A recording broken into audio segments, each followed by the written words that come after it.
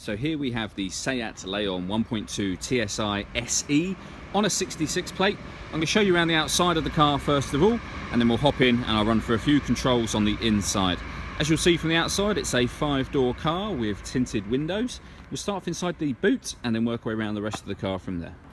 So you'll see as we approach the back of the car, it's got a 60-40 split folding rear seat and loads of boot space. Absolutely stacks actually for the size of the car. Okay, so we're just going to work our way back round to the front of the car now before I hop in and run through a few controls on the inside. But now that we've done a full circle of the car, you can see it's in fantastic condition the whole way around. A really great looking car. Before I hop in, I think it's well worth seeing the interior from this exterior point of view. As you can see, the seats are in fantastic condition. There's plenty to run through on the dashboard, so let's hop in and we'll do that now. Okay, we're going to start with the dials. On the left hand side is the rev counter and oil temperature gauge, and on the right hand side the speedometer and fuel gauge. And you'll see in the middle there a trip computer, the total miles of which is displayed at the bottom, which is 16,246. You can change the information displayed up on the main trip computer using the controls on the right hand side of the steering wheel.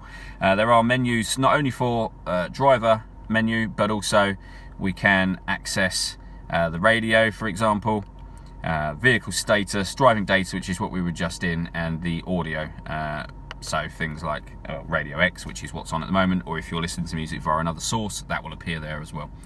If we back out to the steering wheel, on the left hand side we've got stereo controls, so we can skip tracks, we can turn the volume up, we can answer a phone call should we receive one.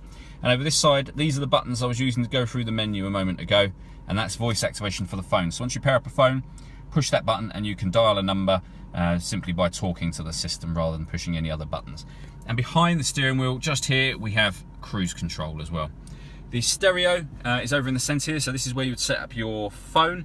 On top of setting up your phone, you've got the radio, so you've got AM, FM radio, and underneath the media heading, if we hit the media bit at the top there, you'll see we have an SD memory card slot we can save music to, USB input, auxiliary input, and we can stream music wirelessly via Bluetooth as well. So plenty of ways of listening to music on this car. Beneath that, we've got the air conditioning. So temperature this side, fan speed in the middle, direction of the air there. Hit that button to turn the air conditioning on, and then we've got rear screen heat, and we can recirculate the air that's in the car should we wish to. Above that, we have a button just on the left there to turn off the stop and start system on this car. So it's designed to cut out in traffic to save you fuel. If you'd rather turn it off, push that button and that's what will happen. Beneath there, we've got the auxiliary and USB input that I mentioned a moment ago, and a 6-speed manual gearbox. All that leaves me to say is thank you for taking the time to watch this video. If you'd like to come and see the car in person and have a test drive, feel free to give any of our MJA sites a call. We'd love to hear from you soon.